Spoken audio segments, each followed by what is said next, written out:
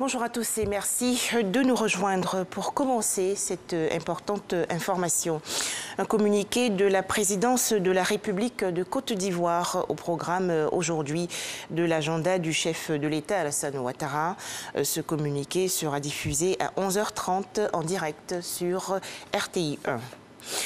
Revenons sur la célébration de la Pâques 2021 en Côte d'Ivoire. Dans les communautés baoulées, les chanteurs traditionnels sont à cette période invités lors des spectacles.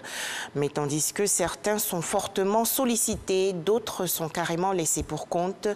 Dans le journal de 13h, nous allons largement parler de ce sujet.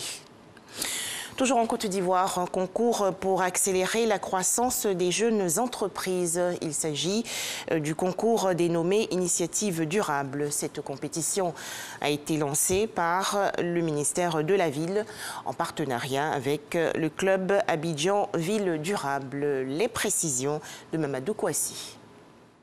C'est parti pour la première édition du concours Initiative Ville Durable 2021.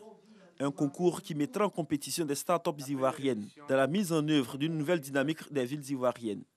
Il s'agit pour le club Abidjan Ville Durable, soutenu par le ministère de la Ville, de BIP France et de l'INHP, de mettre à contribution toutes les énergies pour donner une nouvelle identité aux villes ivoiriennes. Le développement d'une ville plus durable passe également par l'entrepreneuriat et l'innovation. L'idée de ce concours, c'est donc d'accélérer la croissance des entrepreneurs que nous aurons identifiés, les accompagner et créer ensuite des emplois durables sur les sujets de la vie du futur. Alors toutes les entreprises peuvent compétir, tous les porteurs de projets, également les projets étudiants qui ne sont pas encore constitués. Ce qu'on veut voir émerger, c'est tous les talents qui ont des idées, qui proposent des solutions pour permettre d'améliorer la qualité de vie en ville. Des villes intelligentes, résilientes, bref, des villes durables, c'est possible en Côte d'Ivoire. C'est pourquoi le ministère de la Ville attache du prix à ce concours.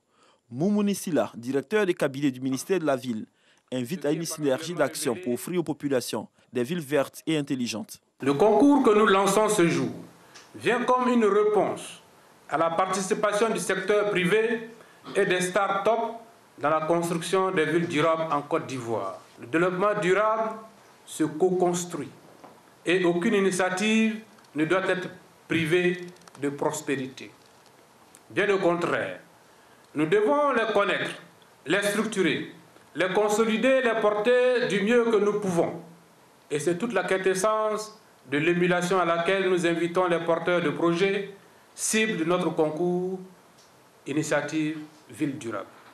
À travers ce concours, le club Abidjan Ville Durable veut permettre aux jeunes porteurs de projets de bénéficier d'expertise et d'expérience. 3 mois constituent la durée de ce concours, dont le vainqueur participera au prochain sommet France-Afrique, prévu en juillet 2021 à Montpellier, en France.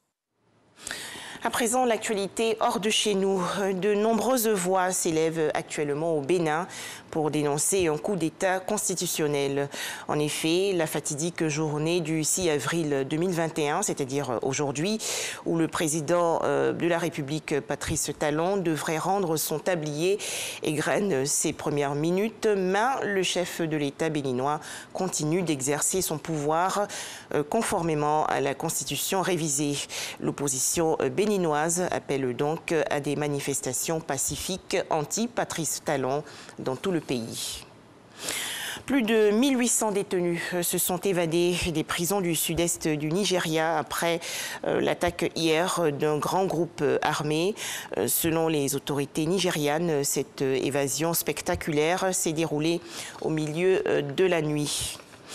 Enfin, en Russie, le président de la République, Vladimir Poutine, a signé hier la loi lui permettant de se présenter aux 2 prochaines élections présidentielles. Vladimir Poutine aurait dû, en théorie, se retirer à la fin de son mandat actuel, mais une réforme constitutionnelle approuvée par référendum en 2020 a ouvert la voie à son maintien au pouvoir. Voilà, merci de nous avoir suivis. À 13h, le journal.